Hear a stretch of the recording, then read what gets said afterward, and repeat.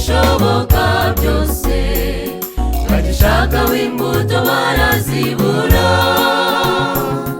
Noneho tuve ku giti tujye ku muntu, none se wowe ujya wera imbuto?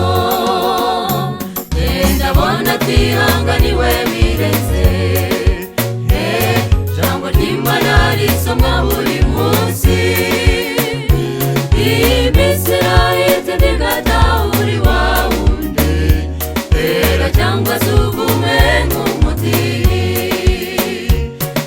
Ndabona twihanganiwe bireze, jambo ry'Imana risomwa buri munsi. Iminsi irahita ntigataha uri wa wundi, wera cyangwa se ugume nk'umutini.